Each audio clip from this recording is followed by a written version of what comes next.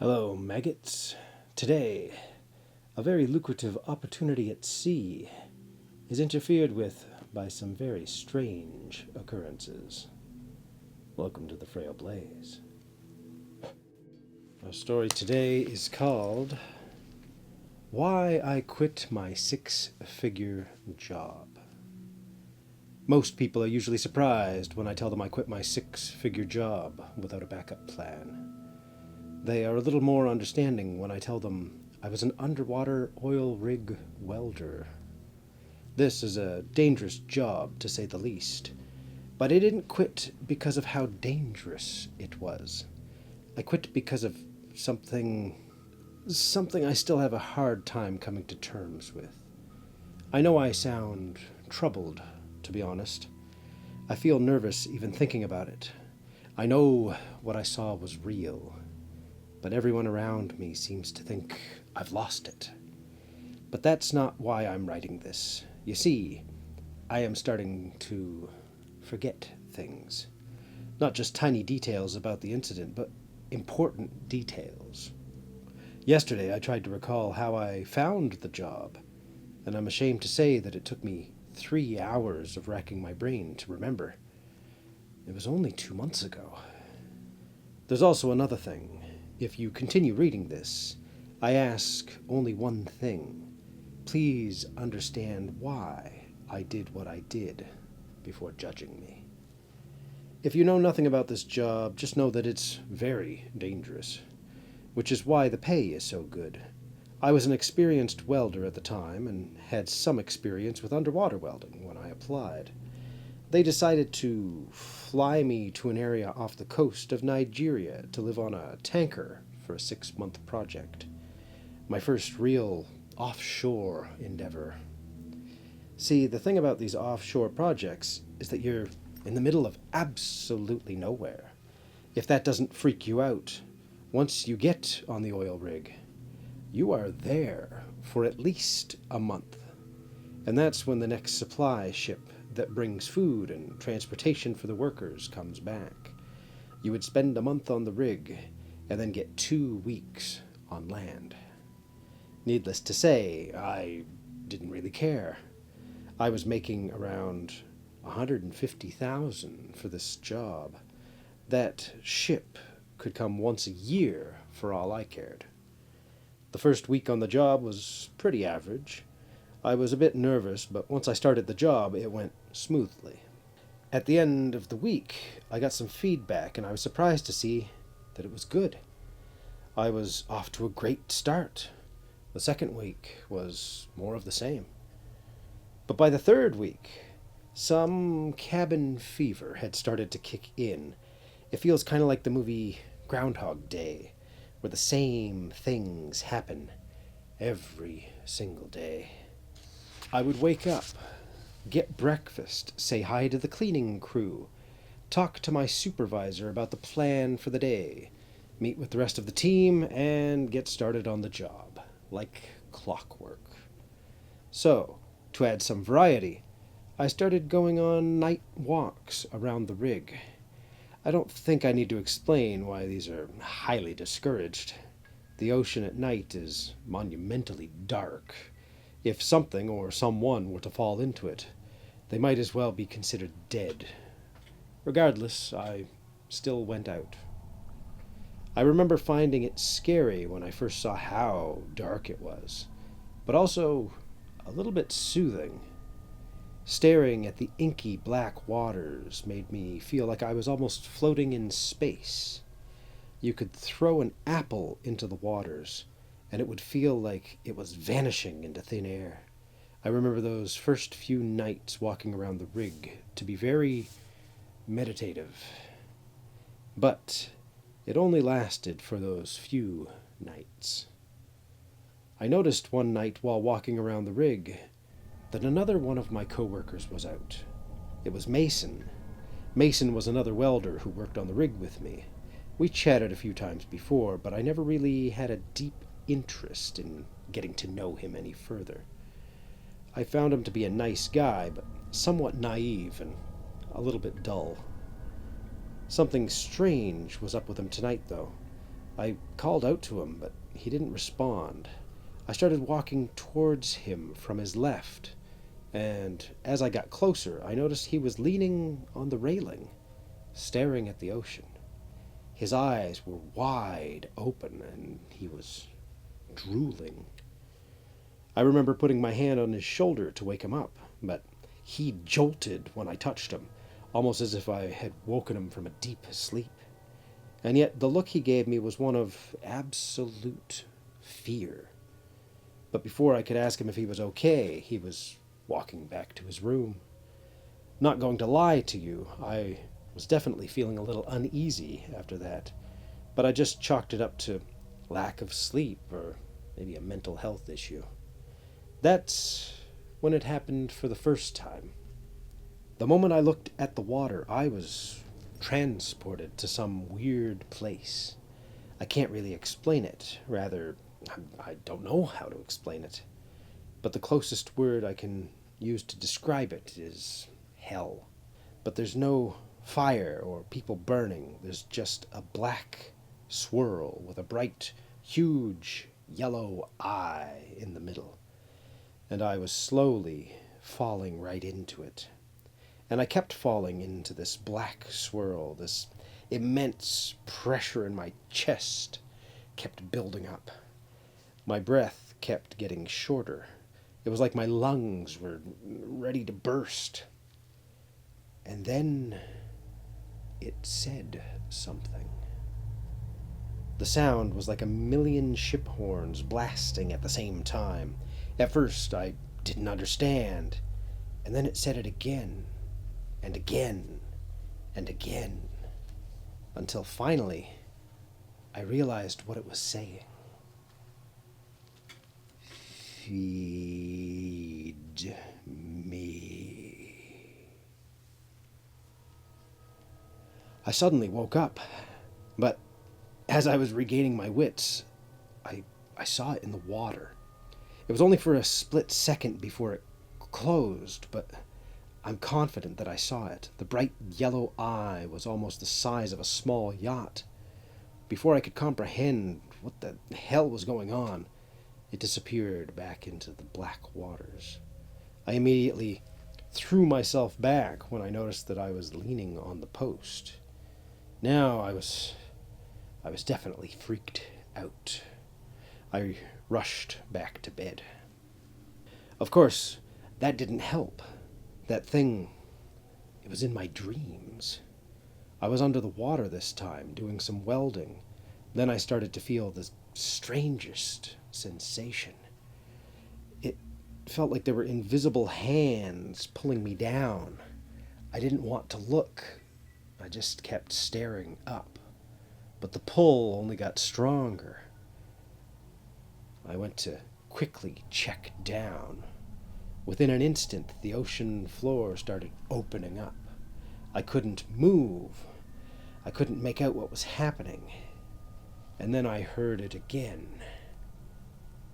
Feed me. It was the only thing it said. I lost my grip and started falling. It felt like I was wearing a suit made of lead. I was sinking faster and faster. I looked down, and there it was. The eye. My breath was getting shorter, and my lungs felt like they were being squeezed. And then everything went black. I thought I'd died, but then I woke up. I didn't see Mason the next day. Apparently, he was sick, but I'm not sure how true that was. I'm pretty sure that he saw it too. Life continued on.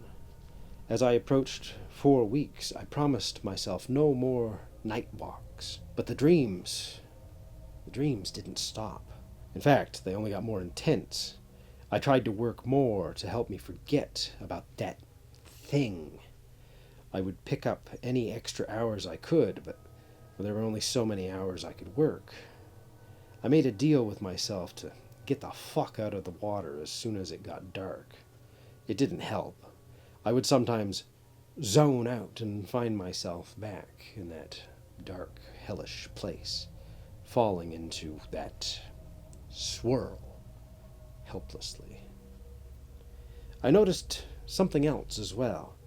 I was getting really itchy, but in particular, my feet were starting to itch a lot.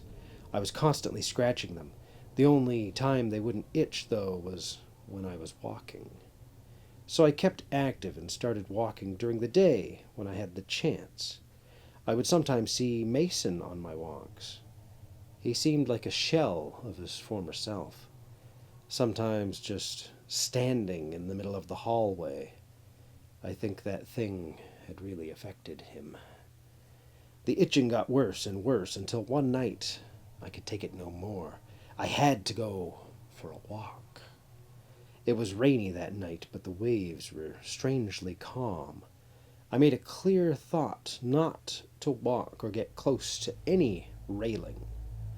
I knew that thing was out there, waiting for me, waiting for some kind of fuck-up like me to get caught and slip. I kept strolling, but noticed something. A figure was standing near the railing. I couldn't make it out at first, but then I realized that it could only be one person. It had him again. I rushed down from the top, at first speeding down to get to him, but the closer I got, the more I started to slow down. It felt like I'd been shot with some kind of drug. I saw a Mason up ahead. He was leaning far this time, but for some reason, in that moment, I felt a strange calm that I've never felt in my entire life. I still have no idea why. I started strolling towards him, and then I heard it again. Feed me. I wasn't scared this time. No, far from it. This was utter bliss.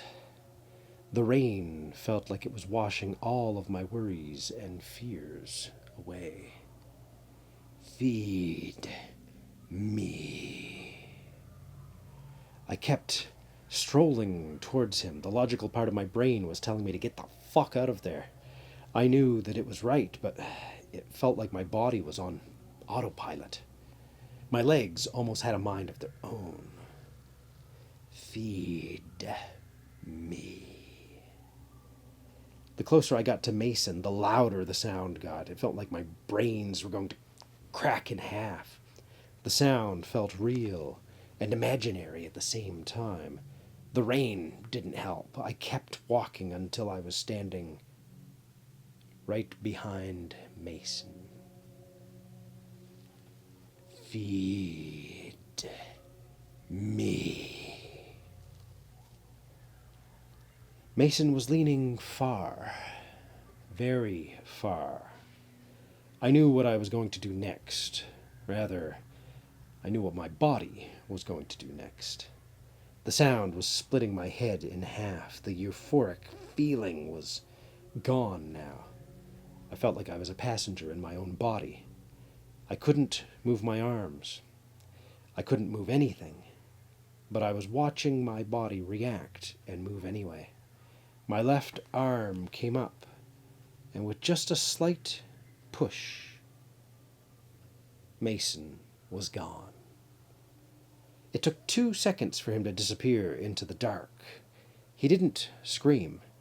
He didn't even flail his arms as he fell. He just dropped like a rock. I stood there for a few seconds, hoping that this was another dream I could wake up from. I tried to turn back, but I still couldn't move my body. And then I saw it. The yellow eye slowly came out of the pitch-black waters. It scared me. I wish that I could put it into words how terrifying this was. It almost felt like the entire ocean floor belonged to whatever that thing was. The sound started again inside of my head. It felt louder than any other time that I'd heard it. The pain was unbearable. It said something. I thought it would say the same thing as before, but this time it was something else. Zeles.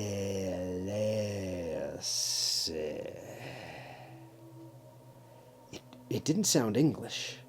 The pain was too much now. I started throwing up. My body had finally relented, and I was able to move. I immediately fell to the floor. My legs felt like I had walked 1,000 miles non-stop. The cramping was too much. My chest felt an immense pressure, as if I was submerged under the ocean. Zeles.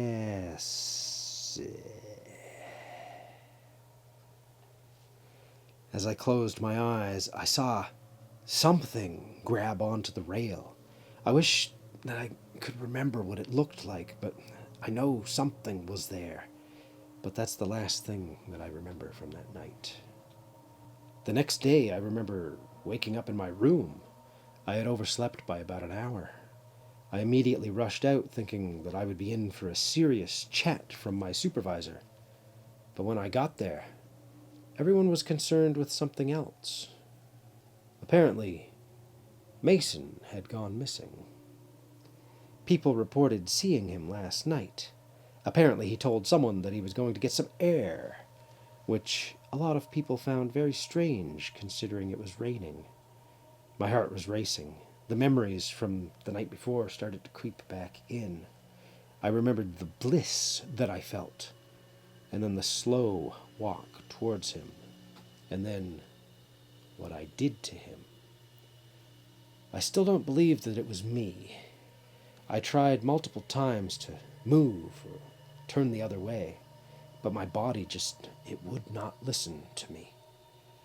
And then I remembered the sound, how it called to me, and the giant yellow eye under the water, watching me.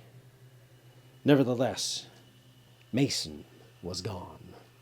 People searched and searched, but they slowly, eventually, came to the grim realization. He was declared dead by the end of the week.